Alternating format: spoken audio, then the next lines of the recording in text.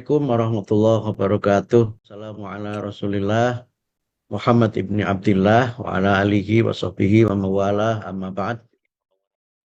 Saya kira sudah saya sampaikan dalam berbagai kesempatan, arah kebijakan atau visi Kementerian Pendidikan Dasar Menengah itu adalah pendidikan bermutu untuk semua. Ini saya ambil dari Undang-Undang 20 2003 yang menyebutkan bahwa setiap warga negara berhak untuk mendapatkan pendidikan yang bermutu. Dalam kaitan ini ada dua yang menurut saya penting untuk menjadi bagian dari visi dan arah kebijakan besar itu. Yang pertama adalah education for all, ya, pendidikan untuk semua. Yang tadi disampaikan oleh Prof. Wiwi, bagaimana Undang-Undang Dasar 45 dan juga beberapa undang-undang yang berkaitan dengan pendidikan sebagai civil right atau sebagai hak warga negara yang melekat dalam diri setiap warga negara itu. Dan benar bahwa dengan education for all itu tentu kita berusaha agar seluruh warga negara Indonesia ini mendapatkan pendidikan, walaupun mungkin ada kendala yang berkaitan dengan geografi atau tempat tinggal atau domisili, kemudian ada kendala kaitannya dengan ekonomi atau kendala karena keadaan fisik dan berbagai kendala yang lainnya. Karena itu kita berusaha untuk bagaimana education for all ini bisa kita penuhi secara bertahap dan tentu sesuai dengan ketersediaan anggaran yang ada di pemerintah. Kemudian yang kedua adalah bagaimana kita memberikan layanan pendidikan yang bermutu, yang itu bisa kita lakukan melalui yang pertama adalah bagaimana sarana prasarana pendidikan itu dapat memadai atau mencukupi. Memang ini juga diperlukan dana yang sangat besar, tapi perlahan-lahan coba kita perbaiki keterpenuhan sarana dan prasarana yang ada di sekolah-sekolah kita. Kemudian yang kedua adalah peningkatan kualitas pendidik dan tenaga kependidikan, ya. Khususnya untuk para pendidik itu ada 3 program yang kita coba lakukan. Yang pertama adalah pemenuhan kualifikasi guru sehingga mereka dapat memenuhi amanat Undang-Undang Guru dan Dosen, di mana di dalamnya disebutkan guru berpendidikan sekurang-kurangnya D4 atau S1. Kemudian yang kedua adalah berkaitan dengan sertifikasi guru, dan yang ketiga adalah pelatihan-pelatihan untuk meningkatkan kompetensi guru-guru kita.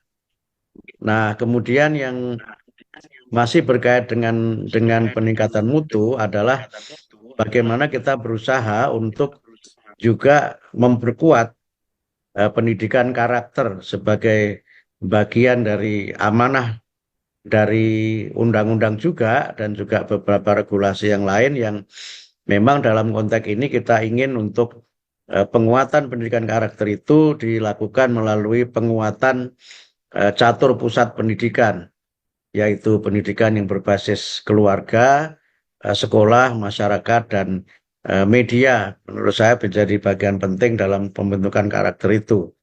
Dan ini memang menjadi tantangan kita bagaimana agar berbagai kasus kekerasan dan juga berbagai masalah yang selama ini mengemuka di ruang publik itu dapat kita selesaikan secara bertahap, sehingga kami berusaha untuk meningkatkan 5 peran guru sebagaimana undang-undang itu kan 5M, ya.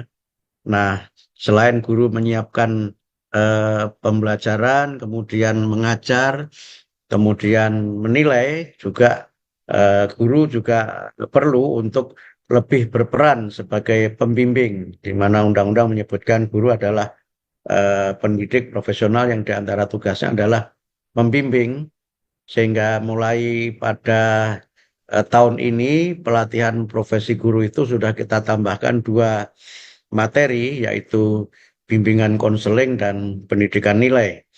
Dan itu nanti akan menjadi bagian dari arah kebijakan ke depan untuk bagaimana agar guru sekali lagi tidak hanya berperan sebagai agent of knowledge, tapi juga menjadi agent of civilization. Tentu saja semuanya masih kita lakukan secara secara bertahap dan baru kita mulai karena sekali lagi saya juga baru 40 hari menjadi menteri sehingga beberapa hal baru kita akan laksanakan pada tahun-tahun yang akan datang. Saya kira beberapa hal yang tadi disampaikan oleh Prof. Wiwi itu adalah realitas yang coba kita selesaikan sehingga berbagai angka yang disampaikan tadi itu coba kita selesaikan dengan paradigma. Yang pertama adalah membangun relasi yang yang yang mungkin kita sebut sebagai yang fair begitu ya antara negeri dengan swasta. Sehingga swasta itu tidak kita pandang sebagai kompetitor, tapi kita pandang sebagai mitra dari pemerintah. Sehingga kita harus membedakan antara negara dengan negeri gitu. Kalau negara itu harus berdiri di atas semua kekuatan masyarakat, baik negeri maupun swasta. Karena itu berbagai macam kebijakan yang akan kami lakukan ke depan tentu adalah kebijakan yang bersifat mungkin kami menyebutnya dengan pendekatan partisipasi semesta begitu, partisipasi semesta di mana swasta kita libatkan sebagai bagian dari aktor penting atau mitra penting dalam mencerdaskan kehidupan bangsa. Kemudian yang kedua adalah kita mencoba untuk mengembangkan paradigma, tidak hanya paradigma schooling, tapi adalah paradigma learning. Karena tidak semua satuan pendidikan itu dapat kita dirikan di semua wilayah. Cara berbagai macam keadaan tentu saja.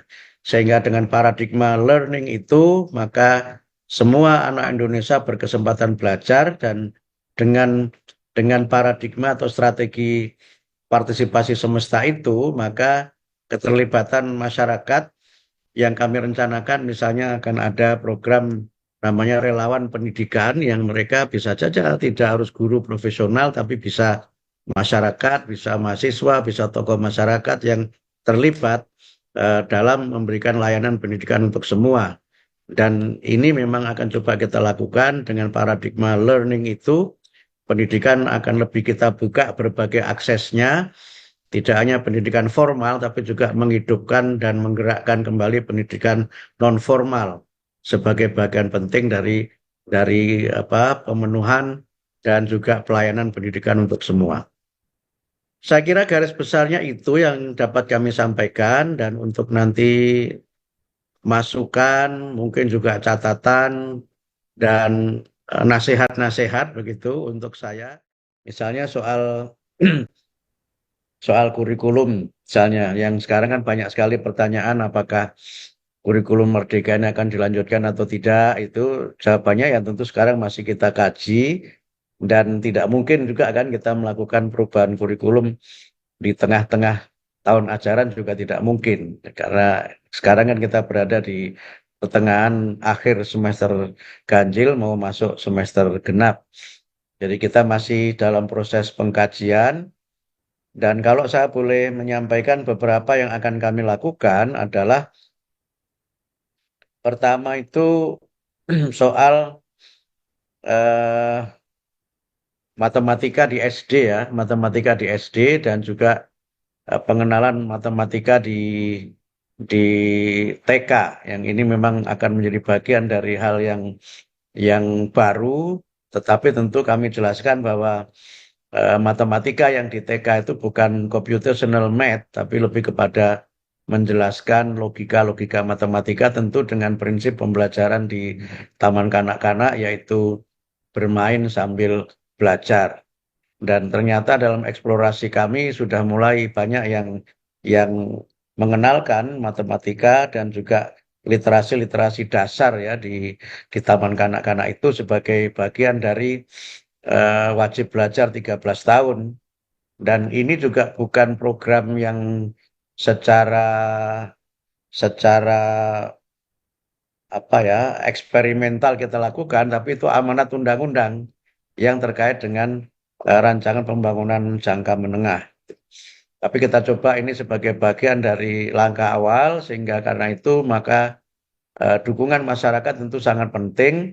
Dan sebelumnya, mungkin nanti kalau Pak Fazli bisa bergabung, dulu kan pernah ada program satu desa, satu PAUD ya, yang itu kan nanti bisa kita kerjasamakan dengan misalnya dengan Kementerian Desa yang selama ini juga memang menjadi mitra kami dalam beberapa program, termasuk misalnya nanti upaya kami untuk memberikan layanan pendidikan di daerah-daerah yang kategorinya 3T itu. Nah, kemudian yang kedua kami mencoba menerapkan untuk nanti di tahun ajaran baru 2025-2026 itu adalah coding dan artificial intelligence sebagai mata pelajaran pilihan di sekolah dasar. Tapi tentu ini bukan mulai kelas 1, tetapi kita nanti lihat kesiapannya, apakah mulai kelas 4 ataukah mulai kelas 5 atau kelas 6. Tapi kita mencoba melihat kesiapan itu sehingga coding serta artificial intelligence itu bukan mata pelajaran wajib, tapi masih merupakan mata pelajaran pilihan. Walaupun sekarang ini sebenarnya juga sudah banyak sekolah-sekolah di Indonesia di tingkat dasar yang sudah mengajarkan coding dan artificial intelligence itu, tentu dengan inovasi masing-masing.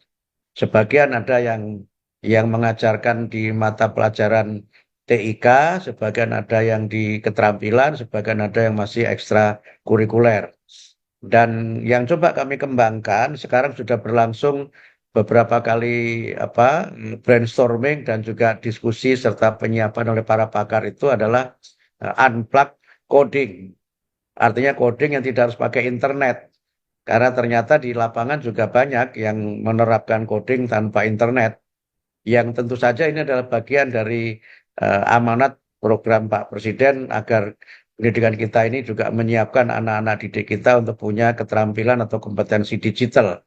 Tapi tentu saja tidak hanya kompetensi digital yang kita tekankan, tapi juga kesalehan digitalnya juga kita coba tekankan di situ. Sehingga pendidikan nilai tadi kami sampaikan itu melekat pada semua mata pelajaran. Ini dalam rangka memberikan muatan karakter dalam setiap mata pelajaran, termasuk juga tadi saya sampaikan terkait dengan peran dari para guru yang tidak sekedar mengajar tapi juga membimbing. Soal coding dan artificial intelligence ini sudah kami coba susun dan mudah-mudahan di tahun pelajaran baru nanti menjadi mata pelajaran pilihan, bukan mata pelajaran wajib. Dan kami sudah eksplorasi berbagai praktek baik yang sudah dilakukan oleh sekolah-sekolah yang ada di Indonesia. Kemudian yang berkaitan dengan tadi saya sebut dengan tugas guru itu kan nanti dikombinasi dengan pengelolaan laporan guru yang kami mendapat banyak sekali keluhan ya dari para guru dengan laporan yang sangat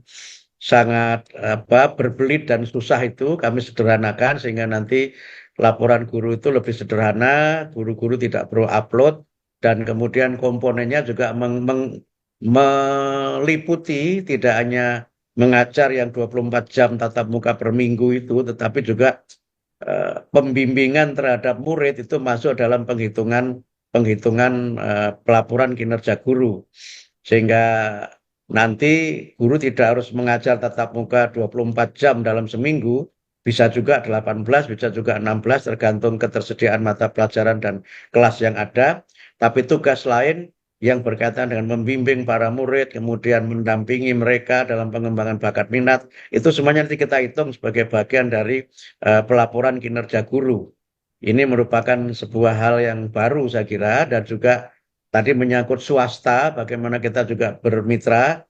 Insya Allah dalam waktu tidak terlalu lama nanti akan terbit peraturan menteri atau mungkin keputusan menteri yang menyatakan bahwa guru P3K itu dapat mengajar di swasta. Ini kan aspirasi dari hampir semua organisasi yang kami sudah bertemu dan ternyata ada lebih dari 100.000 guru swasta yang diangkat P3K itu sekarang ditugaskan di sekolah-sekolah negeri dan sebagian mereka ini memang malah kemudian bermasalah karena kekurangan jam mengajar dan juga menimbulkan masalah lagi karena ada penumpukan guru di sekolah-sekolah tertentu dan juga ada kekurangan guru di sekolah yang lainnya. Sehingga karena itu juga itu nanti akan berlaku mulai tahun 2025.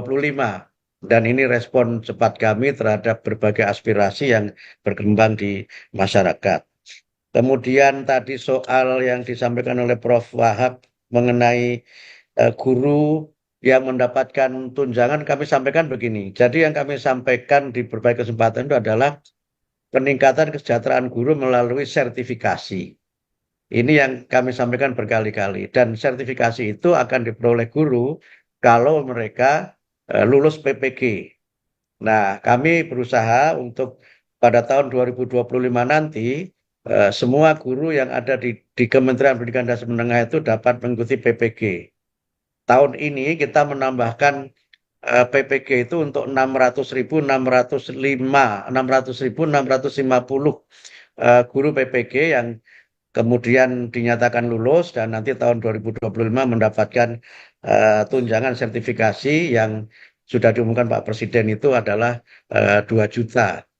Itu kemudian guru-guru yang sudah mendapatkan guru-guru non ASN ya yang sudah mendapatkan impasing itu tidak turun, tapi mereka tetap mendapatkan impasingnya itu yang kalau data yang kami peroleh itu mungkin ini bervariasi ya, tapi data guru mendapatkan impasing itu nilainya 2,7 juta. Jadi tidak turun yang 2,7 itu. Tidak turun karena itu memang guru yang sudah senior dan sudah punya sertifikasi dalam waktu yang sudah lama. Jadi yang yang 2 juta itu adalah untuk yang diangkat pada tahun 2025 yang harusnya mereka mendapatkan 1,5 kemudian dinaikkan menjadi 2 juta itu.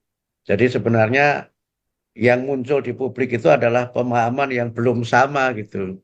Jadi kalau gaji itu kan tidak wewenang kami. Gaji itu kan kemenangan kementerian yang lain, mungkin Prof. Hasri juga lebih tahu soal itu. Jadi peningkatan kesejahteraan itu melalui sertifikasi. Karena sertifikasi itu tuntutan undang-undang. Kan undang-undang itu mensyaratkan guru itu harus D4 atau S1 dan kemudian untuk dapat sertifikasi dia harus lulus PPG dan kemudian mendapatkan sertifikasi. Ini yang mungkin perlu saya clearkan terkait dengan beberapa informasi yang belum sama antara apa yang dipahami oleh masyarakat dengan apa yang sudah kami lakukan dan insya Allah itu nanti akan mulai pada tahun 2025. Nah, yang lain-lain untuk makan siang ini bukan di kami ya ranahnya. Makan siang ini ranahnya di Badan Gizi Nasional. Jadi kami nanti menjadi kira-kira maf'ul ma'ah lah kira-kira gitu Prof. Wahab. Artinya dananya di Badan Gizi Nasional tapi mungkin pelaksanaannya di sekolah. Tapi kami sudah komunikasi dengan beberapa pihak agar makan siang ini tidak hanya berkaitan dengan pemenuhan gizi tapi menjadi bagian tak terpisahkan dari pendidikan karakter.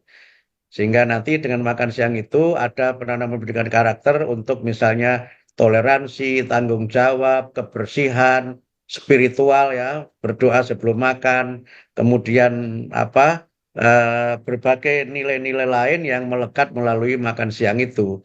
Sehingga saya sudah berkunjung ke beberapa sekolah yang di situ eh, melakukan makan siang gratis itu, kami tekankan agar mereka itu menjadikannya sebagai bagian dari penanaman pendidikan karakter. Kemudian yang melaksanakan itu Kementerian Pendidikan Tinggi, bukan kami. Jadi yang sekolah unggul yang 1 tahun itu ditargetkan 4 sekolah dengan anggaran 2 triliun itu pelaksananya Kementerian Pendidikan Tinggi, Sains dan Teknologi, bukan oleh kami. Sehingga karena itu maka ini nanti menjadi ranah dari senior kami pendidikan tinggi. Nah, karena itu maka beberapa hal yang tadi disampaikan Prof. Wahab, terima kasih masukan-masukannya dan kami berusaha untuk bagaimana agar program ini bisa berjalan dengan sebaik-baiknya. Oh, yang dari Prof. Bunyamin mungkin saya ingin merespon sedikit yang sudah kami perkenalkan dan sekarang juga dalam pembahasan itu adalah terkait dengan deep learning yang kami juga sudah jadi isu di masyarakat ya ada yang menyebut itu sebagai kurikulum full gitu karena dalam deep learning itu ada mindful learning, meaningful dan joyful. Itu bukan kurikulum tapi itu pendekatan dalam pembelajaran. Dan sekarang kami sedang melakukan pengkajian bagaimana konsep deep learning itu dan kemungkinan penerapannya dalam pembelajaran di sekolah-sekolah kita. Karena di antara kritik dari beberapa pihak itu kan pembelajaran yang terlalu mengedepankan aspek pencapaian materi tanpa pendalaman, dan juga pembelajaran yang mungkin kurang memberikan ruang refleksi bagi murid-murid untuk dapat menerapkan apa yang mereka pelajari, kemudian juga mengkontekstualisasikan apa yang dipelajari dengan keilmuan lain dan juga kehidupan sehari-hari, yang ini sebenarnya tidak sama sekali baru.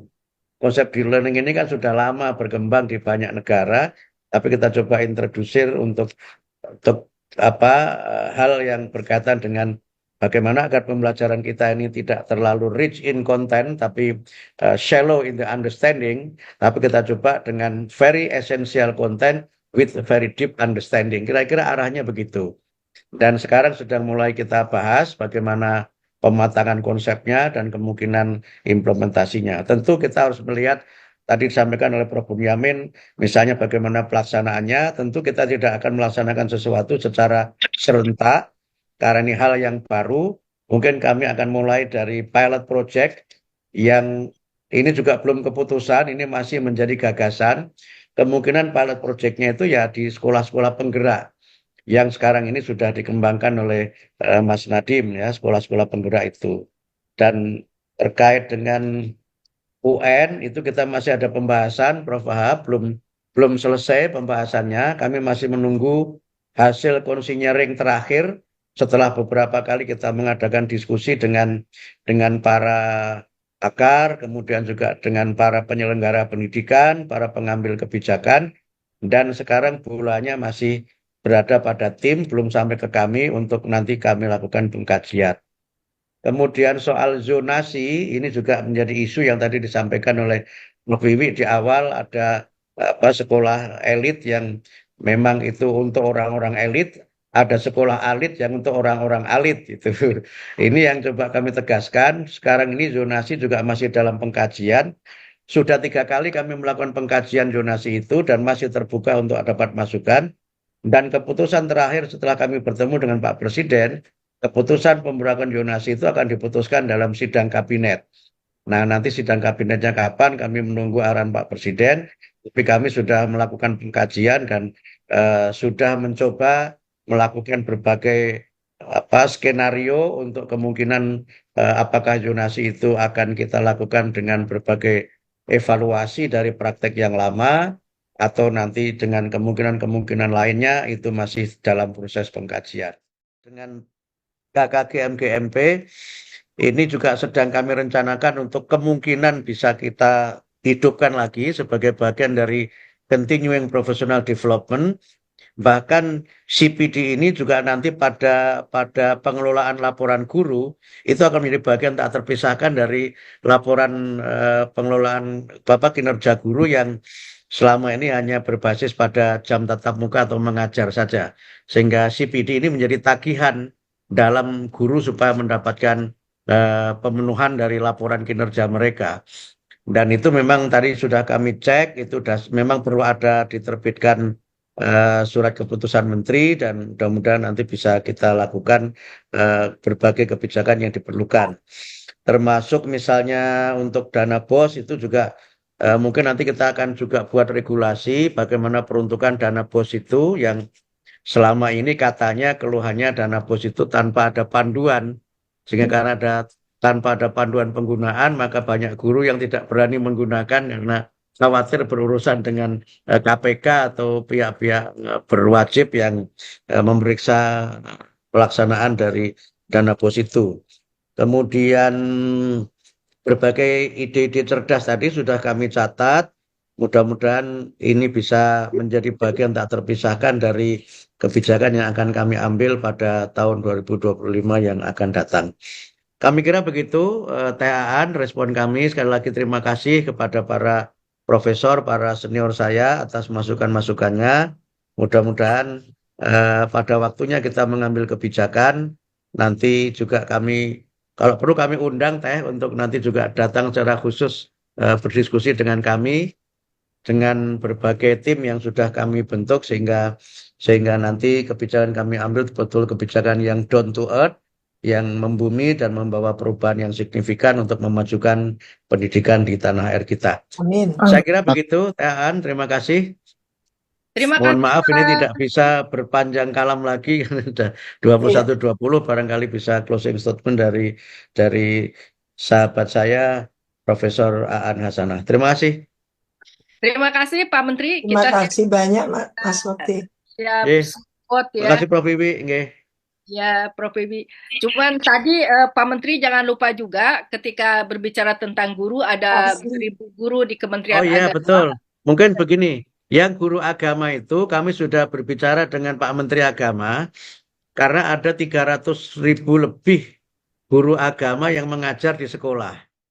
Nah, ini memang kami harus bicarakan khusus lagi nanti dengan Komisi 10 dan juga mungkin dengan Menteri Keuangan karena memang tahun 2025 nanti kita akan melakukan PPG itu untuk 800 berapa ribu tadi itu 800 sekitar 860.000 sekian, mohon maaf nanti angkanya kurang lebihnya sekitar itu yang nanti di tahun 2025 ini akan ikut PPG. Nah, kami memang sementara ini belum memasukkan guru-guru agama dalam angka itu, tapi seandainya nanti mungkin secara regulasi bisa kami lakukan dan ada titik temu dengan Menteri Agama menyangkut guru-guru agama yang mengajar di sekolah yang selama ini masih sangat banyak yang belum bersertifikasi, mudah-mudahan bisa kita ikut sertakan dalam PPG tahun 2025 atau kalau misalnya itu belum mungkin ya kita coba pada tahun yang berikutnya.